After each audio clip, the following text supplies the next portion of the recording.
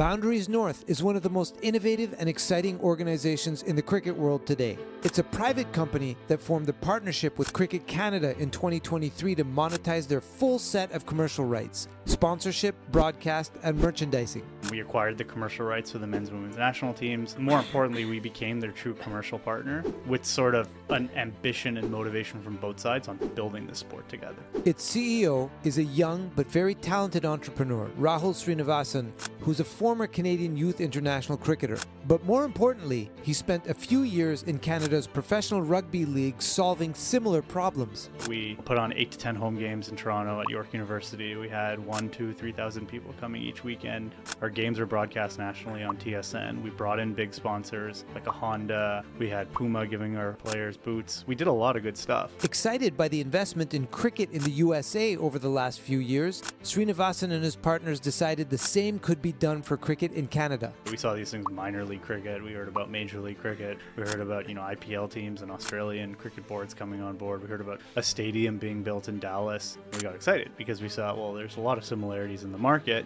We see Canada, Toronto, Vancouver, Calgary, Edmonton being just as good markets. We said, we got to do something here. Even though Boundaries North has only been active for 18 months, they've already put up some huge wins, including major sponsorship deals for Cricket Canada with global brands such as Coke, TD Bank, Nissan, and A&W. But they're doing a lot more than just monetizing rights. They're helping drive infrastructure and grassroots development across Canada. You kind of have to attack it at sort of both ends. We even have to be realistic. We're the rights holder for the national team. We want them to have the best facilities, but it can't just be them. We still just need more places to play, period. That's how you build skills. That's how you build participation. And that's so fundamentally important, in addition to the best players having the best facilities. For anyone who cares about associate cricket or is interested in creative ways to grow the sport everywhere, this episode is a must-watch. It's an exciting conversation where Rahul talks about the specifics of Boundaries North's business model, the details of its playbook, and their collective vision for the future of cricket. All right, we're here with Rahul Srinivasan live in his hometown and headquarters of Toronto, Mississauga specifically. Rahul, thank you so much for being on our podcast and joining us. Yeah, absolutely. This is my hometown, Mississauga. I've got my Tim Hortons coffee. There you go. So I'm in full form. Let's jump right into it. So let's talk about how you got into cricket to begin with. Mm-hmm. I understand you were a youth player. Tell me a bit about your cricketing career. Yeah, so I grew up here, and cricket by far was not my first sport, not my second sport, not my third sport. Grew up like, any, second-gen Canadian kid. Gravitated towards hockey, baseball, soccer, basketball first. Played all of those sports fairly competitively at a rep level. And then it was actually the 2003 World Cup. I had actually gone to Buffalo, New York, where my cousins were, and the India-Pakistan game was on. Ooh. And it was that for me that was like, this sport is really cool.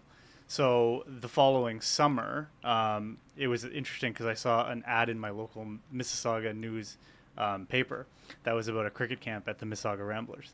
And I was like, okay, let's just just go and see what happens. And I guess I had some crossover skills with baseball because I'd played that at a high level. So I found it, pretty seamless in terms of transitioning. So that was my introduction to the sport. At what age? Probably 12 or 13. So okay, in many ways, like sort of a late bloomer, right? And never thought of cricket as something like it was something that was in the periphery, right? I had heard about it, and then there was as on TV. I had an uncle explain to me the rules, and I'm like, this is really cool. And that was it, right? That was it. That's where my love for the sport started. And so how far did you go as a player? So, it was pretty, my skills ramped up pretty quickly. When I was 15, I played for Canada under-15s.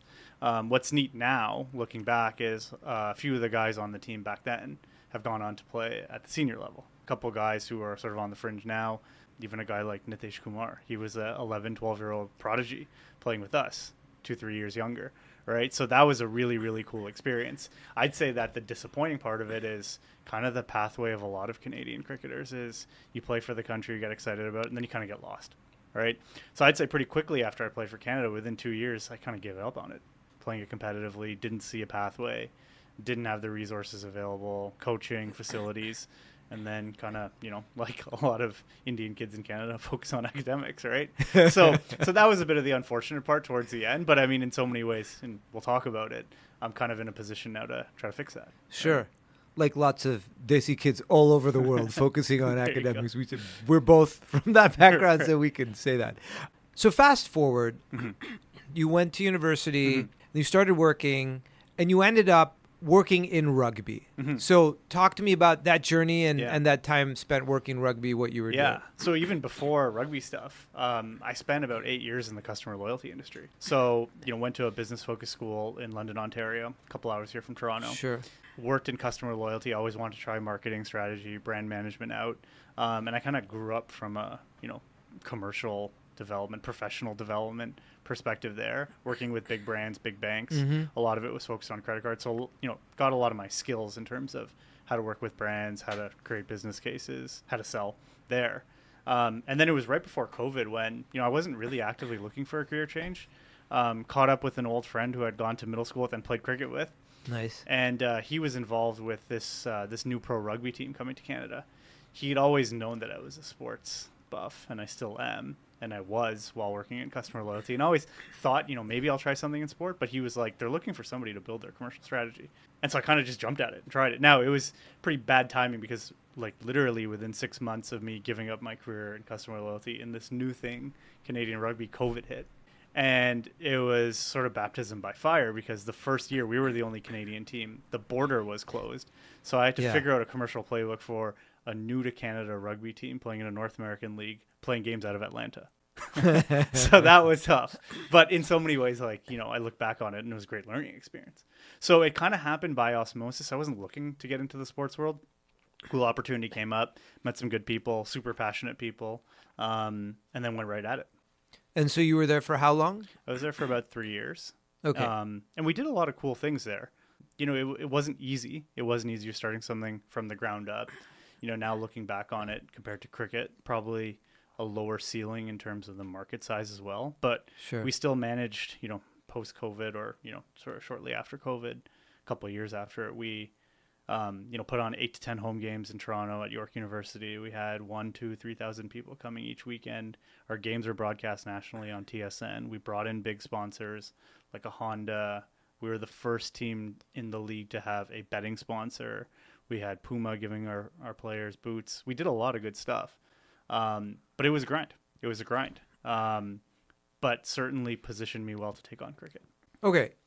But now we're getting into the meat of like the main event, right? You decide at some point to start something that ends up being called Boundaries North, right? Yep. So take me through, like, you were still at the Arrows and you must have had some idea or some vision. So how did you get, like, how did this all occur to you, right? Sounds like a culmination of a lot of things that are coming together from your past and what you're working on. And then how you made the move and how you got started. And then also, like, okay, what's the big vision here? What is Boundaries North? So, how this all came together. I mean, even though I stopped playing at 16, 17 years old, my love for the sport never went away. I always continued to watch it. I went to Lords. I went to Cape Town, seen Test cricket. I always had a big passion for it. So at the Arrows, the same guy, Srin Sridharan, who's my business partner now at Boundaries North, was involved with the team, the rugby team. Me, him, and the owner had always talked about, maybe looking beyond rugby. Yeah. Is that how the two of you met, by the way? We went to middle school. Okay. We went to middle Did he school. play cricket too with you back then? Yes. Okay. After I had given up sort of my competitive aspirations, Yeah. I played for his team and had a lot of fun, scored a lot of runs, put it that way. And then that was it. So we had always thought that we wanted to do something in Canadian sport more broadly than rugby, because even from a pure investment thesis, we saw a bigger opportunity and actually the need to scale up and to look at bigger opportunities. So I'd say 2021, 2022, we started looking at other things. One of them that was obvious was cricket. I think one of the big things we noticed was the investment in the States being made, right? We saw these things, minor league cricket. We heard about major league cricket. We heard about, IPL teams and Australian cricket boards coming on board. We heard about a stadium being built in Dallas. And we got excited because we saw, well, there's a lot of similarities in the market. We see Canada, Toronto, Vancouver, Calgary, Edmonton being just as good markets. And we said, we got to do something here. So once we kind of had that, realization, epiphany, we picked up the phone and called Cricket Canada and said, hey, let's meet. At the time, the president was Rushpal Bajwa. Sure. GM Ingleton Liebert. Yeah, who's still there, right? And we started talking to them for 2 years to figure out how this thing could work. I think they saw what we were doing in Canadian rugby and said, hey, you've been able to drive investment into a sport that has struggled to generate investment in the past, and that's what Canadian cricket needs. That was the first step. And it was very step by step by step. Let's crawl before we can walk, before we can run here. And now we're running, now we're sprinting. But we were walking, right? It took 2 years. So we spent 2 years just chatting with them and the board to figure out how this thing could work. And we tested some things worked, some things didn't work. But I'd say the culminating point was actually getting to an agreement with Cricket Canada that was, what gave birth to Boundaries North. Sure. That was early 2023. So we've been not that long ago. Not that long ago. So it's been maybe a year and a 18 half. months, yeah. That's about it. Yeah. So struck a deal with them. We acquired the commercial rights for the men's and women's national teams. I'd say more importantly, we became their true commercial partner, with sort of an ambition and motivation from both sides on building the sport together. So that was the first step. Hasn't been that long. I think we've accomplished a heck of a lot since then. Yeah, and we'll get into all that for sure. But yeah, it was one of those things where it started with an exploration. It started with a phone call. It started with open-minded people. It started with proving it in other places, and other ventures in the past. And now here we are. So before we get into what you're doing, right, and all the great things you've done in the past 18 months and starting, so just stepping back, because I want to sort of dwell on this for a second, because what you're doing is so unique in the cricket world. Right, in the associate cricket world, I don't see another model like this being implemented. And so the first obvious question that is asked by anyone looking at this situation, I'm sure must have come up in your conversations with them, is, well, why shouldn't Cricket Canada be shouldn't Cricket Canada be doing this? Yeah. Right? Why doesn't Cricket Canada do this? Why don't you just come in-house and do it? Was that ever part of the conversation? If so, how'd it go? If not, why? I think Cricket Canada has always wanted to take a bigger shot at the commercial elements of their business. I think they've always that has always been a motivation, and there's been some elements of success, right? There's been international teams who have toured in the last 15, 20 years without stadiums. There have been sponsors here and there. There have been banks who've come on board. Those are all things done by Cricket Canada. I think, where sort of the beauty in this relationship is that they have recognized that, they're really good at some things, and some things are just out of capacity, right? I can even talk about, in terms of the support Cricket Canada gets at the Sport Canada level. Cricket Canada is the second lowest funded sport in all of Canada by Sport Canada. So it's very difficult to do a lot of things on $100,000 budget. Still? Yeah. Wow. So I think there was an acknowledgement that, we can't do everything really, really, really well. We can focus on governing the sport, player pipelines, developing talent, getting the national team ready. And the results are there, getting ODI status, qualifying for the World Cup. Those are really good accomplishments. But there's only so many hours in a day to take those, talk to sponsors, talk to broadcasters, talk to cities about building stadiums. So I think so much of it was a recognition and acknowledgement of capacity. I'd say the other part of it was, here's a group here who's done something well in our category of sport. They seem to understand that it takes a different mindset and quite frankly, a different model, a different approach. And I think that there was a lot of respect earned by what we've done in the past, what we've done in rugby in terms of, selling tickets, selling merchandise, getting on TSN. And to their credit, they were willing to take a shot on us, right? The same way that we saw an amazing opportunity in Canadian cricket, they took a bet on us, and I think we're off to a good start. But I think it's just a recognition of, everyone's not good at everything, right? And if we can work on this, as a team, as a true partnership, then good things can happen. So was part of it that you came to the table with money for the rights up front? Did you raise that beforehand? Like, how did that? Yeah, it all happened pretty quickly, right? One recognition or one observation we made is that looking at it from a global perspective, there's no shortage of interested investment in North American cricket. Correct. Right? We always believe that, if there are assets acquired or built, the investment will come. So we've acquired those rights. We've structured a deal that I think really works for both parties. Both parties share in the upside. It's a long-term deal. Yeah. But there was an upfront payment on your part. Yeah. I mean, there's annual payments. Yeah. Right. And what we're happy about is both parties are like beginning to see the progress immediately, right? From our perspective, right, we're paying, we've acquired these rights. We see the potential that, one day there will be a return, right? On their side, what I think Cricket Canada feels really happy about is we've created a partnership with this group, and they're not just sitting there, they're selling every day. Yeah. They're building, they're after it, right? They're working as true partners. So we've taken on a lot of risk in that as well, because to your point, this hasn't really been done before. Right, in cricket. Yeah. And we know associate cricket can be messy and difficult and challenging and underfunded. But again, I think it's been a good year and a half. And what I'm most excited about is, if this has been a good year and a half and we haven't built much infrastructure, we're still building the foundations. What does it look like 3, 5, 7, 10 years from now? Yeah. Right? That's when we really begin to get excited about what this whole sport in Canada could look like. Did you, just to dig into this a little further, presumably you had to raise money from investors or someone, right? At the outset, right? And there was probably some sort of chicken and egg thing. Like, you don't have the rights yet from Cricket Canada, but you need to get investors to commit to it. You probably didn't have X million dollars in your pocket after your Arrows stint.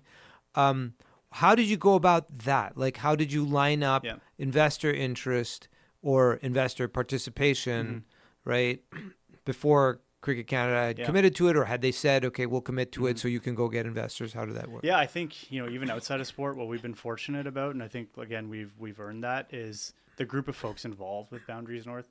We have, a strong backing locally here, right? We've got a number of projects we're co-invested in across a number of different industries. This isn't our first investment, right? It's certainly not our first. We've got folks who understand that they are working with high caliber professionals who know what they're doing, who understand the sport, who have firsthand experience playing it. And that was done intentionally to keep it very tight, right? We wanted to keep it tight. We wanted to raise capital from people that we knew, we trusted. They trusted us. We could explain to them the risks involved. So we did that in a way where we worked with a lot of, similar people within our family offices, instead of, looking at traditional sports investors, for example. Yeah. But it was risk capital. It was, is risk capital. You got to put money in. And I, Rahul, I'm going to try to go sell some sponsorships. And if I don't bring home the bacon, we still have a commitment to Cricket Canada of a certain minimum amount. Correct. That's exactly. And there is a lot of risk, right? Yeah. It's absolutely the right way to categorize it.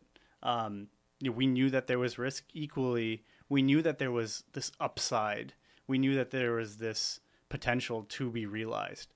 Right. If I think about like where the true motivation was forget about cricket. Let's look at immigration. Let's look at demographics in Canada. Hello. Like my family came to North America in the 60s as well. So I've seen it. Right.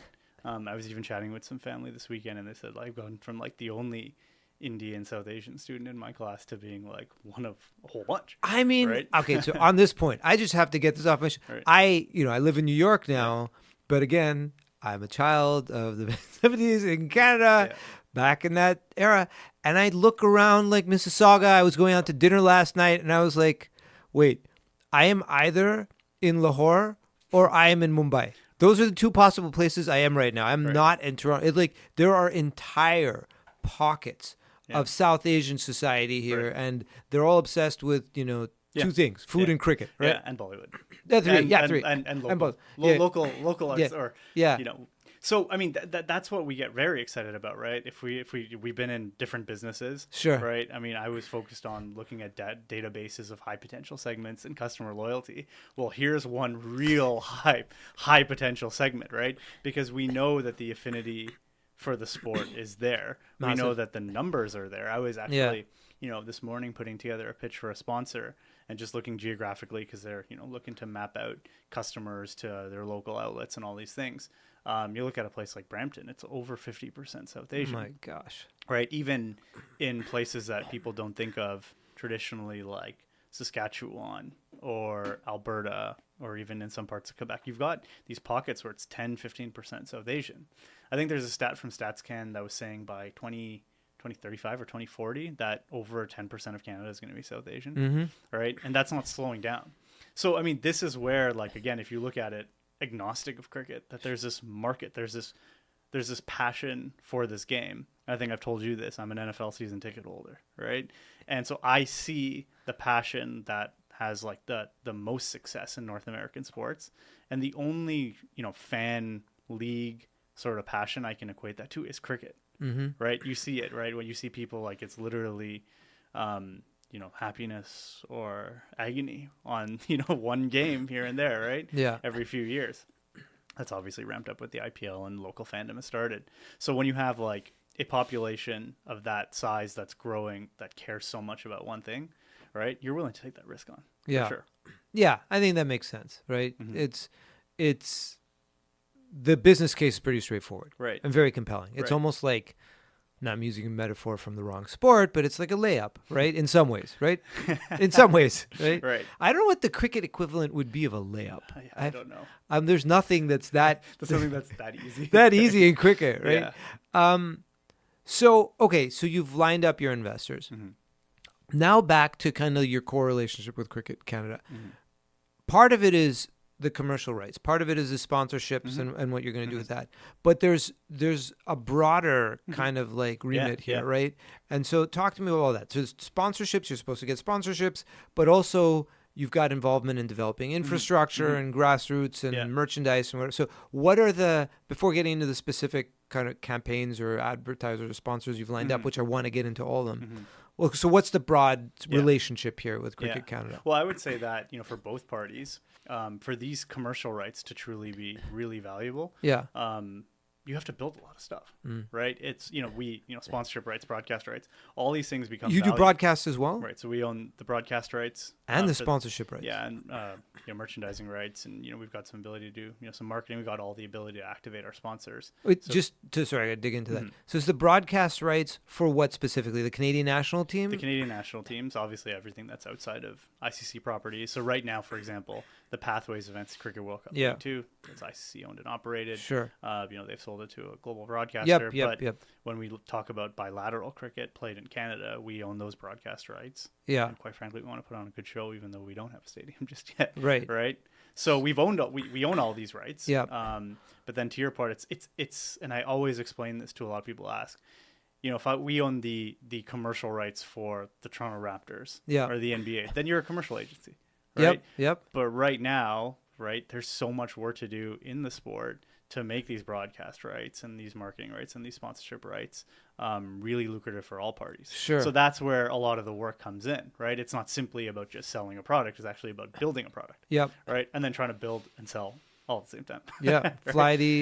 Change the engine on the airplane while you're flying it. And so, like, the way that we think about Canadian cricket, we explain it to everybody in this triangle analogy where you've got fans, players, infrastructure. So the fans, there's plenty of them. We're not worried about the number of fans. And like I said before, right? We're not, that part of the triangle is very, very healthy. A ton of passion, big numbers, all that.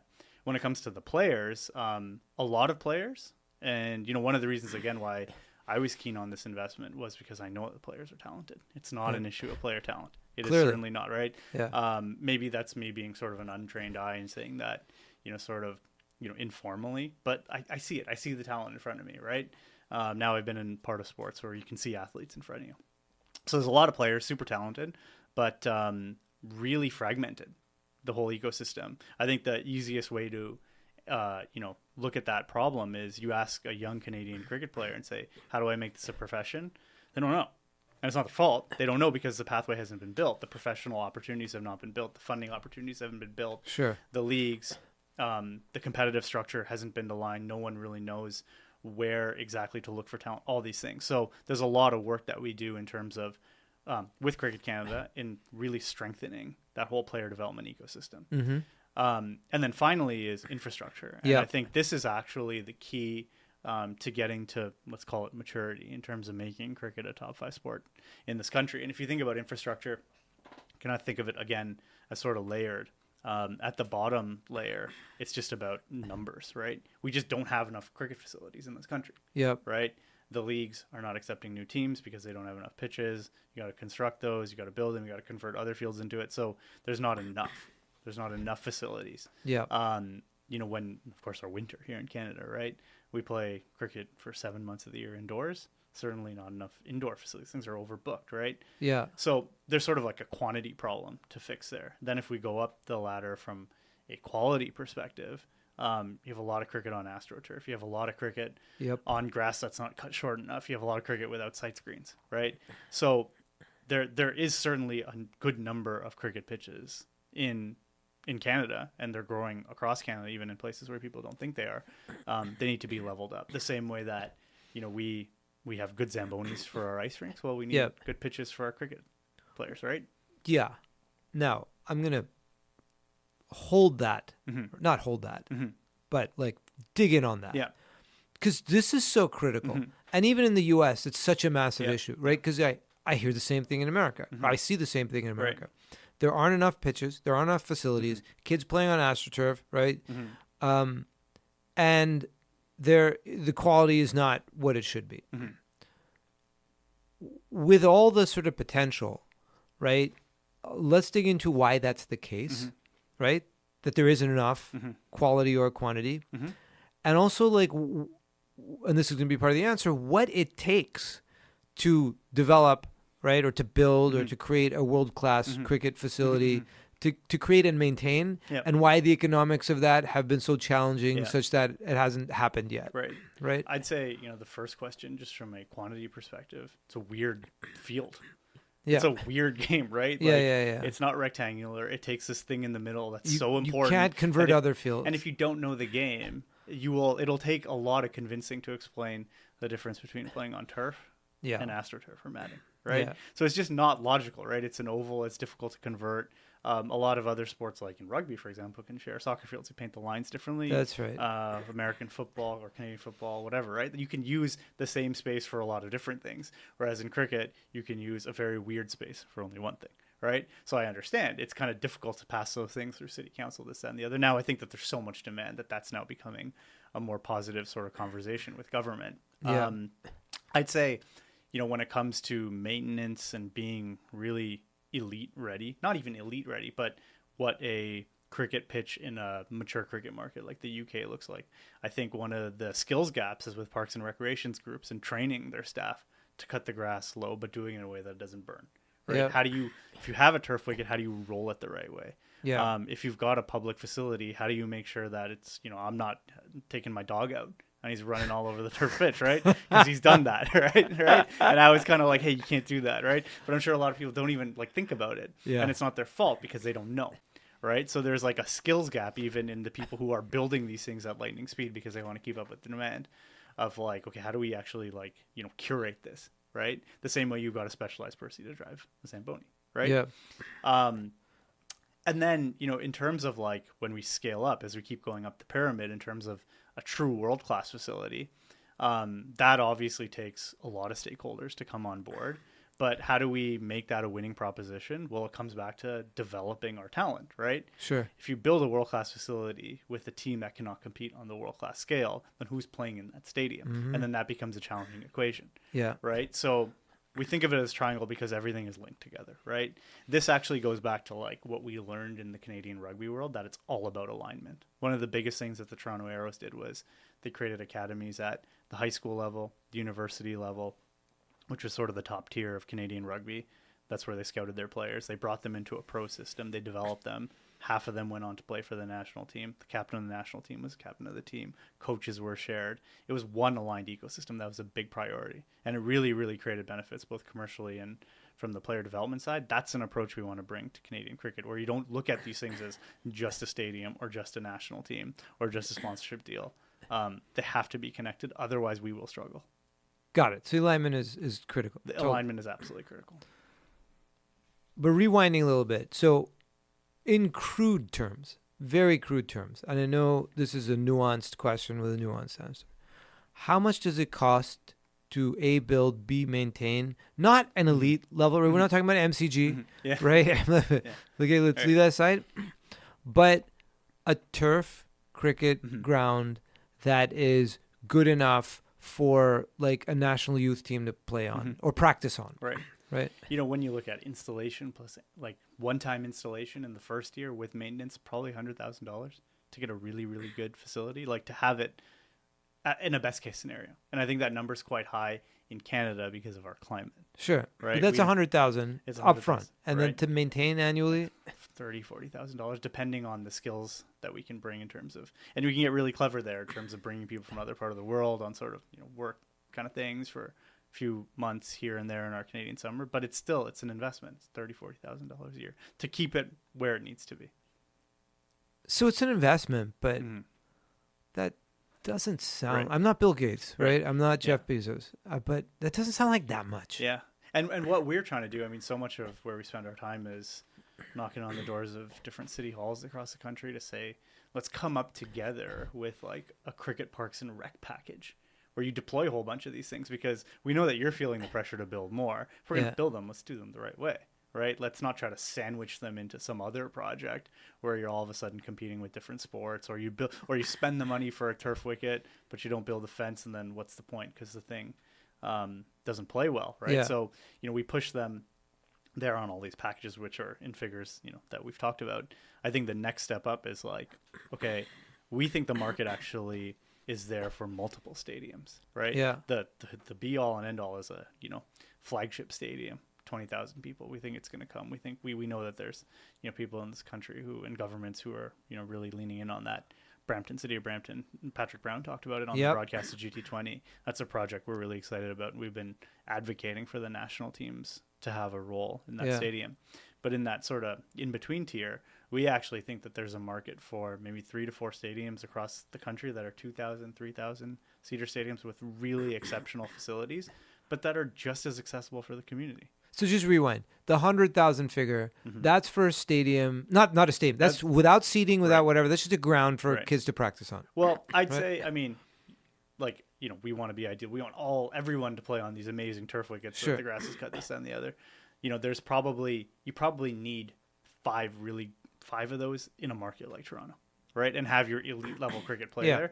But then you need some more investment into, sort of the everyday grounds just to maybe keep the grass low, and it's on AstroTurf. That's fine too. Yeah. And I've heard from, folks in Australia and England to say like junior cricket should be on AstroTurf. Why should we be worried about maintenance for something that the outfield should be on it? I mean, the infield, the outfield. Yeah, but let's not invest tons of money into the pitches, the wicket is still like, that's not AstroTurf. No. So their whole perspective is, yes, the be all and end all is AstroTurf. I've been hearing in Australia all the kids want to play on AstroTurf, but on AstroTurf? Oh, sorry. Natural turf. Natural turf. Yeah, right? Sorry. But that's expensive, right? And you may not need that at the absolute most junior level. You're still talking about fundamental skills, all that stuff. So we should be realistic about where these go. But in these big concentrated markets, like 5 really good turf pitches in Toronto, I think would make a lot of difference. And how many are there now? So in Toronto, that are at that level that like, in terms of like being absolutely up to spec, the Toronto Cricket Skating and Curling Club's got a really good one, but that's a different model. That's a private members club, right? They're investing privately into their own facilities. Yeah. King City's had a lot of turf wickets, but I think when I look up there, it's tough. It's tough to maintain, right? Because again, it's privately owned. Cities aren't investing in it. I'd say Brampton's been doing a really, really good job of building these and prioritizing them and continue to plan for them. Yeah. But I think where they would want support is like, how do we get a good curator in here to make sure, like, they've built grounds with cricket scoreboards and floodlights and 2-3 turf strips, but those 2-3 turf strips are sort of like out in the open, so anybody can run on it, right? And they've got heavy rollers, which is great, but how do we round out that capacity? And then have 5 of them. Right? It's sort of, I think, where we need to go, especially from a talent development perspective. But I'd say, not more or less important, just getting places for kids to play cricket is so important. The other day I was in a community park. I was walking by, and there was 4 floodlit soccer fields. None were being used. And there were 2 like state-of-the-art baseball diamonds, and I know what those look like because I played really competitive baseball. One was being used. Then there was a new pickleball facility. There's basketball courts. There's beach volleyball. And then there's these gazebos where people have these like, family gatherings. And I see tape ball cricket being played sandwiched into 2 gazebos. You can only hit the ball one way. And I'm like, there's something wrong with this. Right? And I know that local governments, city governments, whether it's local or big, even City of Toronto's got a big project to convert baseball diamonds into cricket pitches. They're trying. But you kind of have to attack it at sort of both ends. And we even have to be realistic. We're the rights holder for the national team. We want them to have the best facilities, but it can't just be them. We still just need more places to play, period. Yeah. Right? That's how you build skills. That's how you build participation. And that's so fundamentally important, in addition to the best players having the best facilities.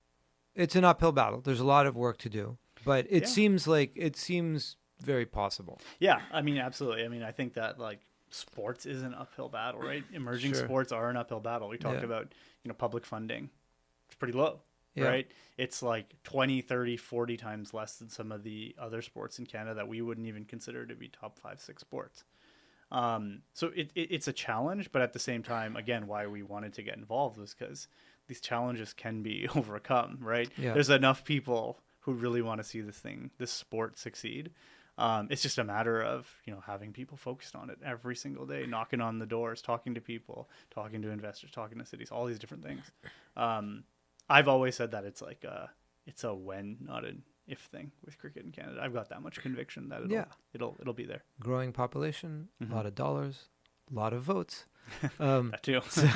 So let's move on to talk about some of the wins you've had, right? Because in the 18-month period that you've been sort of operating, you've really done some interesting things. You've had some huge wins.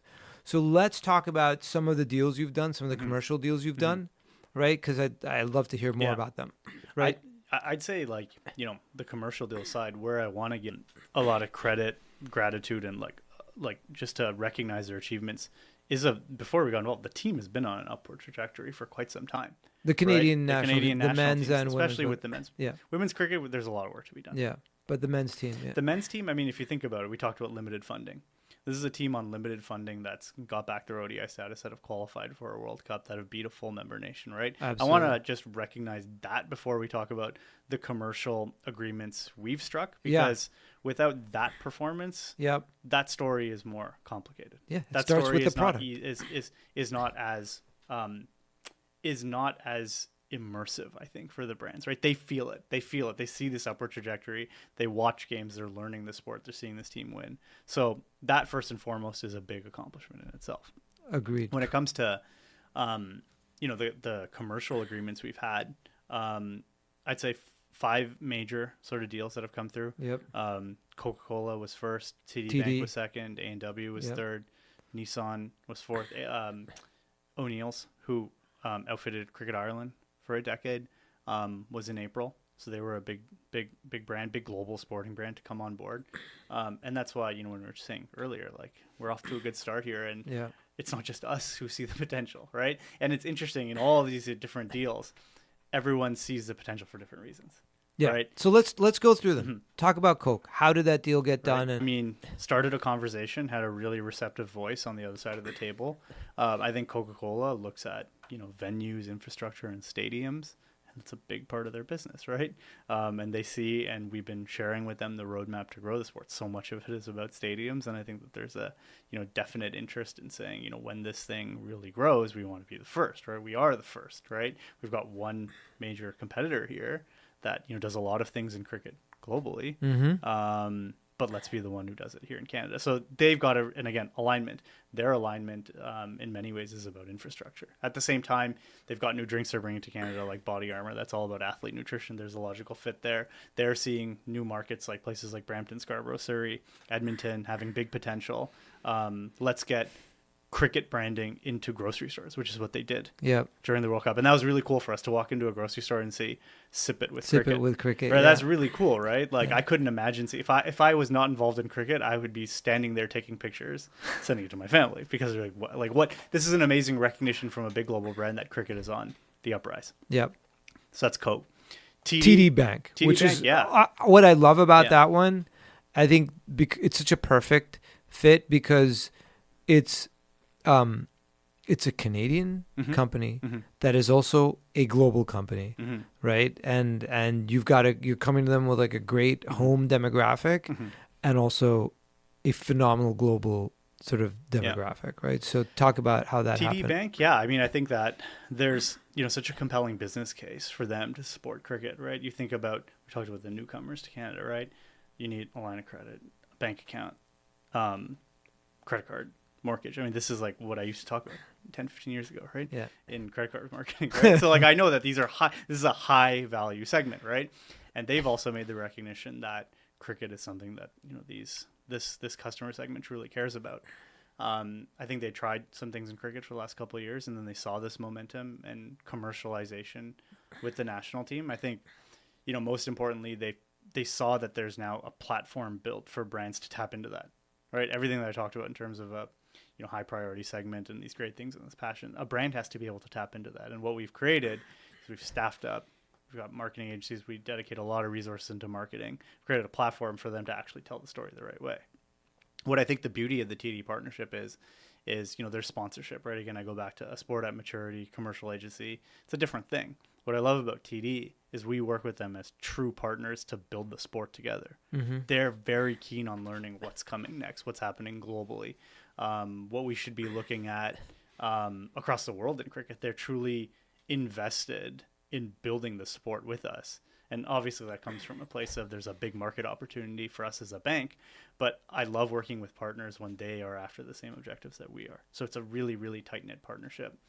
Nissan, I'd say, from a customer segment perspective, same type of thing, right? Big, I mean, everyone needs a car, right? Not, everyone aspires to buy a car. Yep. Or lease a car, right? If we can intercept them at that right moment at a game, on a broadcast, in social media, they see the hero wearing, the Nissan logo on the jersey, maybe that's a way to win some share.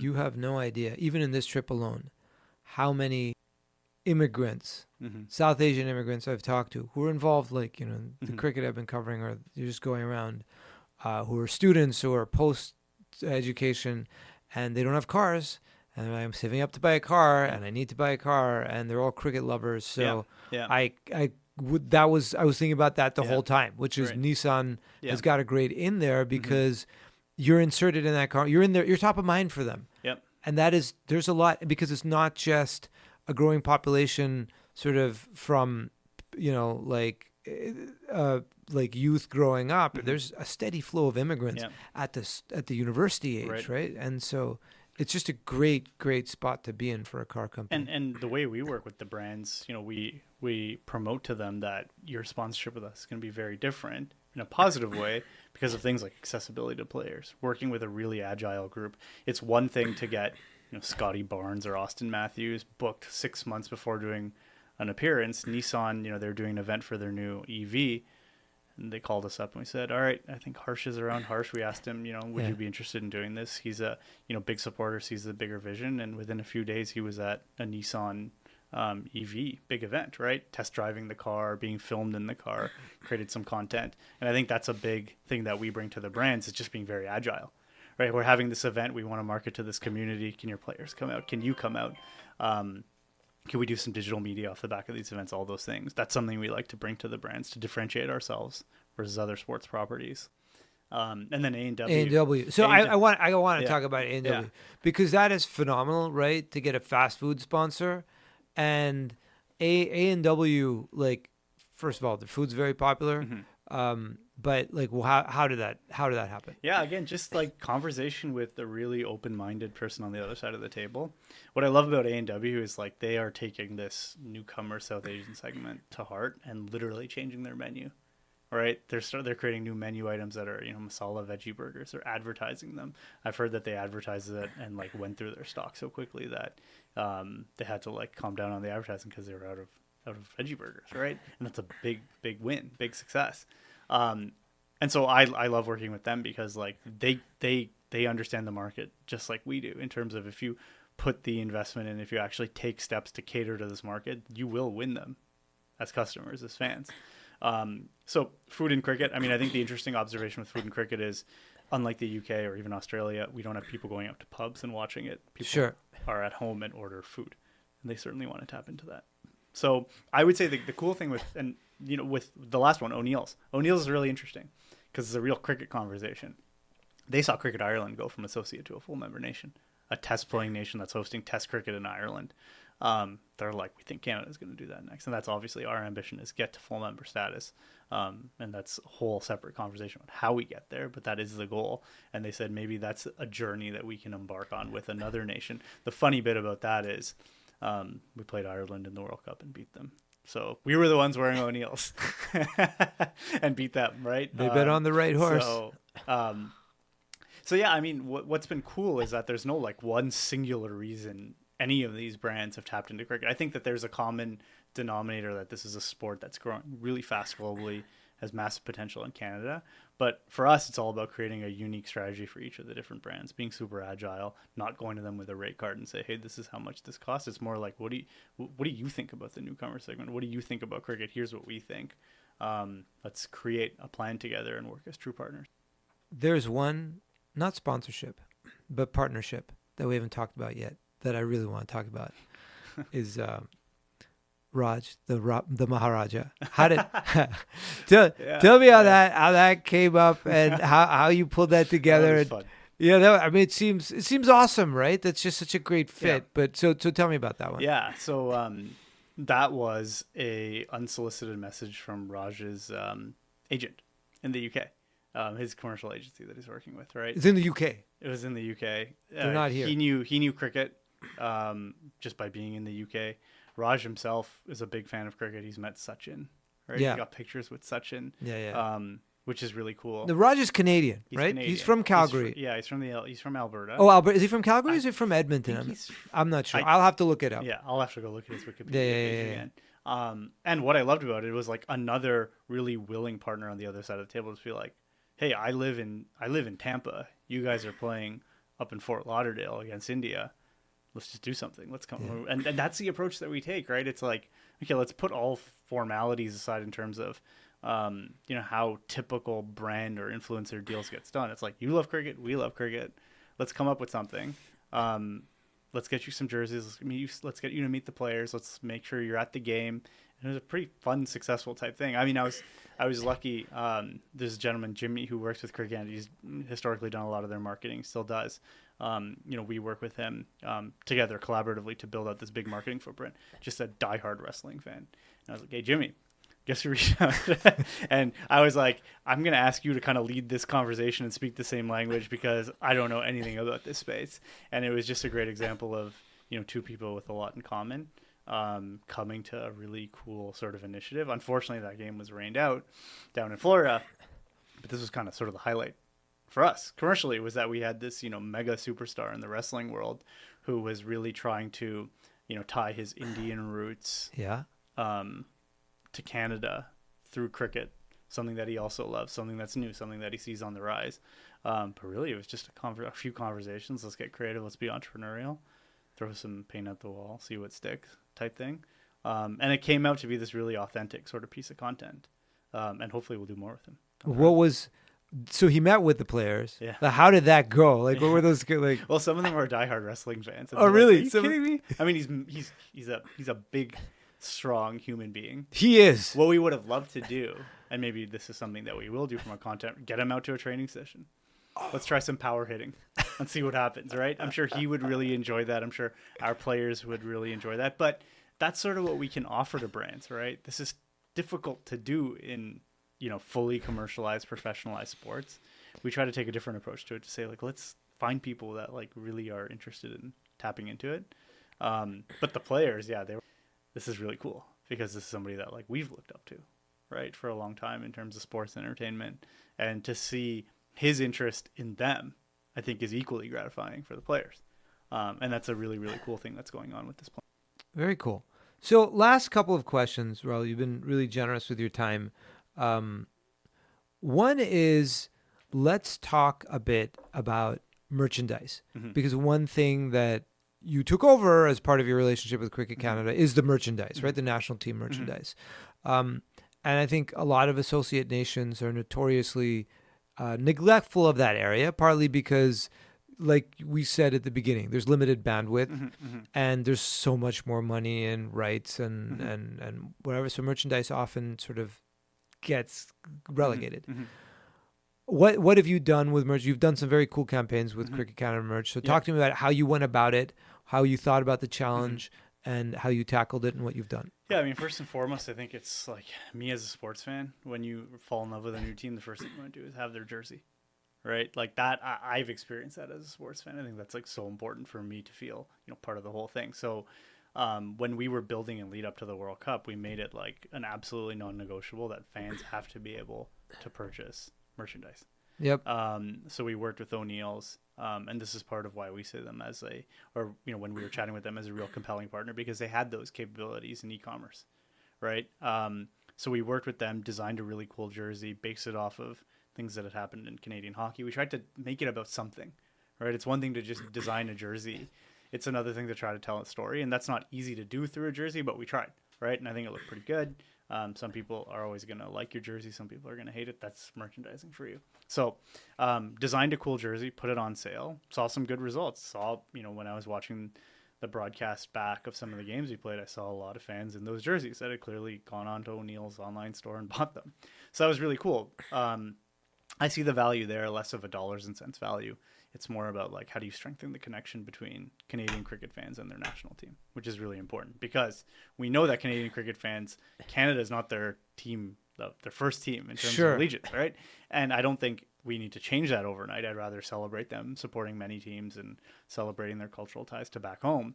But you need something, right? You need something to show off, right? Yeah. If you're saying that you support Canada. And so we really made it a priority to be able to sell jerseys. I'd say this is just a start. Would love to get, more creative. Again, so many hours in a day to design really cool merchandise and sell it the right way and promote it and get influencers on board. The typical sort of playbook there. But again, it's been a good start, and it's something that hadn't been done before, right? And that's so important for us, is to do things that have not been done before, because we're ambitious and we want to see this thing grow. Very cool. So another area I wanted to ask about is, we've talked a lot about the South Asian demographic, right? And no brainer, obviously. That's going to be the core of, what happens in Canada, what happens in the U.S. in terms of growing cricket, right? South Asian is sort of the core demographic. There's other cricket playing backgrounds, right? There's English Canadians, there's Australian Canadians. The flow of immigration is not as high, but there's some. There's Caribbean Canadians. So talk to me a little bit about how much of the target demographic they comprise and what you're doing to sort of reach them. Yeah, I mean, South Asian Caribbean population is sort of the first priority, right? Yeah. Because they make up the biggest sort of clusters of newcomers to Canada that have allegiance with cricket. I'd say like the bigger vision here is you start with you lean into your strengths at the beginning, right? Sure. Which we know is a community, South Asian people from the Caribbean who love the sport. But again, as we move towards maturity, a good marker for us will be if we're able to create fandom among people who've got no connection. And no connection, cricket. Right? And what's interesting is so much of this draws up on your own experience in your own life. Yeah.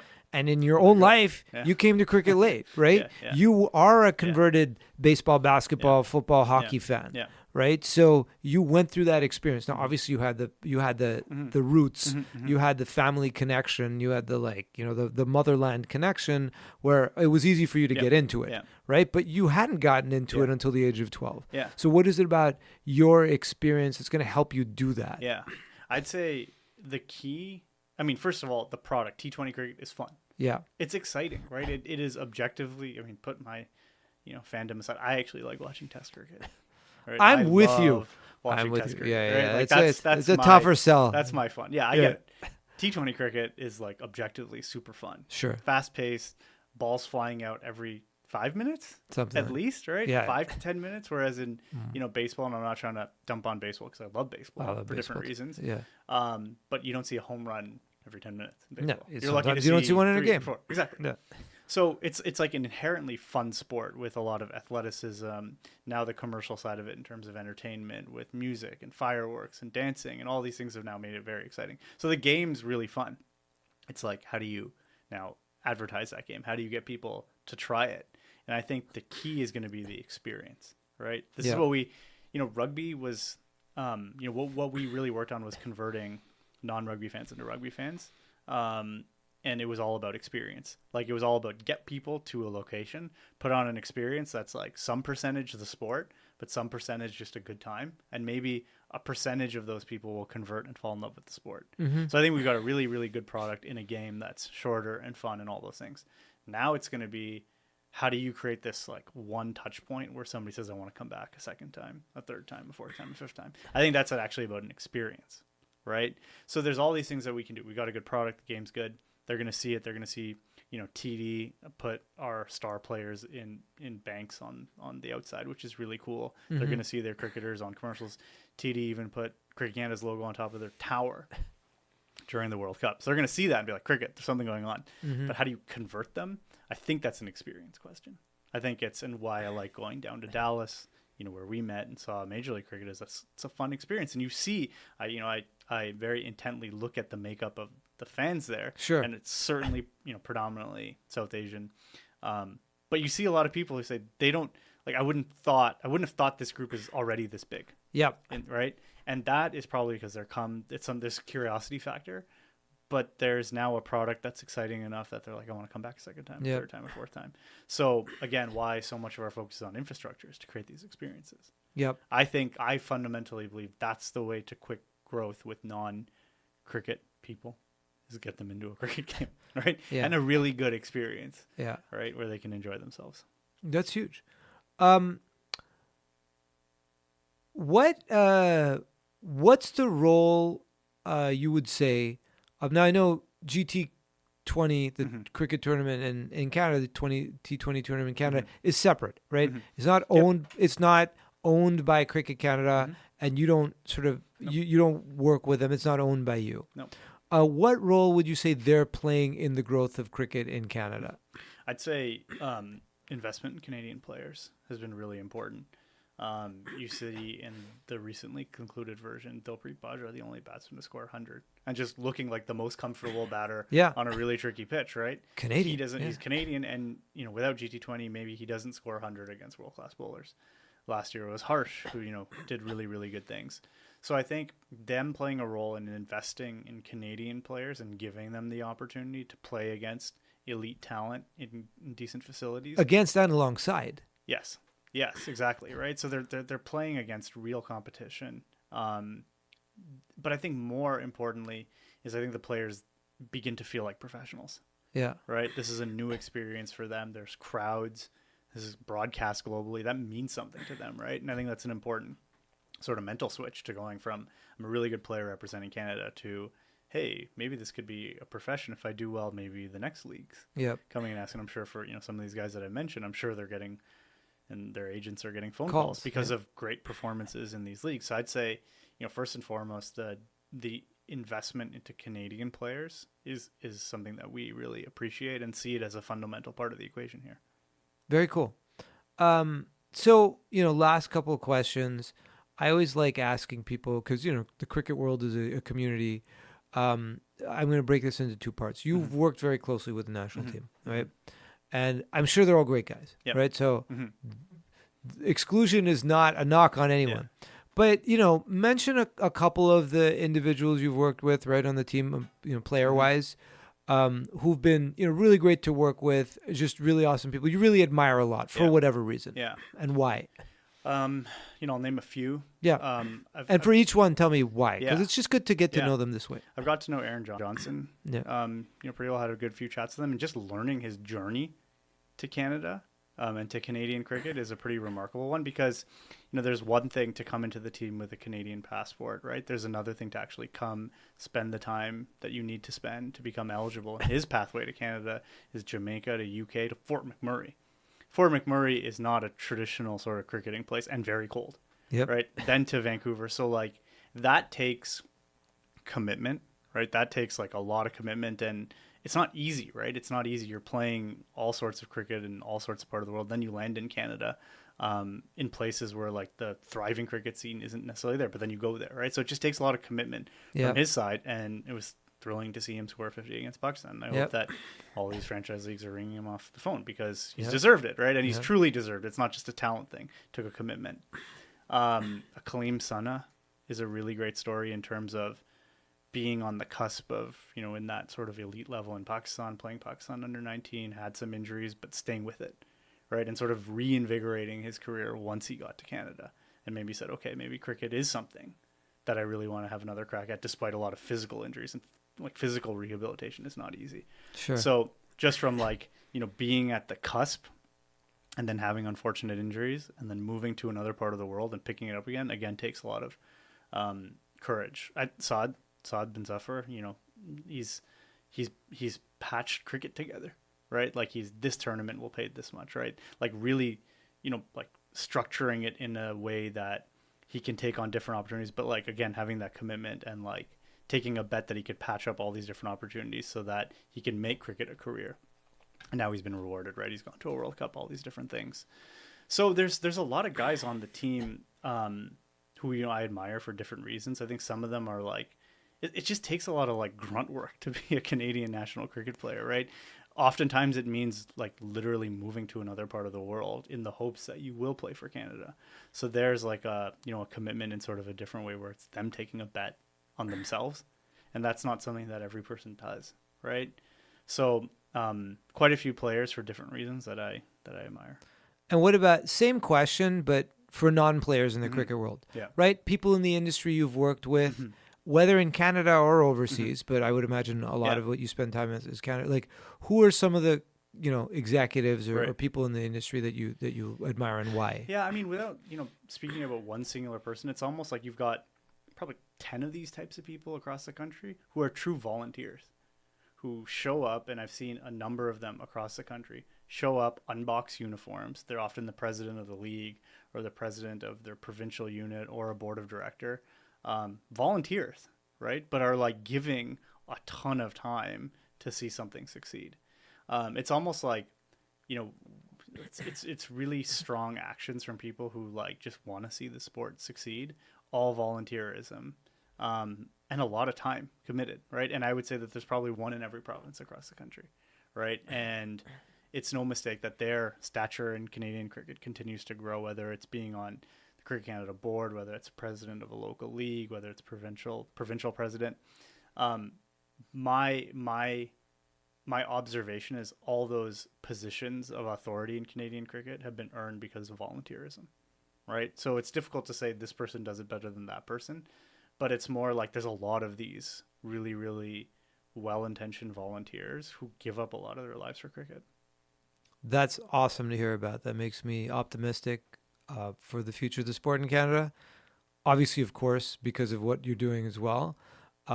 Thank you so much for the time you've shared with us today. Your story is remarkable, and what Boundaries North is doing is, like I said at the beginning, very unique. I don't know any other country where this model is in place. It's a model that makes a lot of sense. And, I wish you and your team and Cricket Canada all the success in the world with this. Yeah, absolutely. Thanks for having me.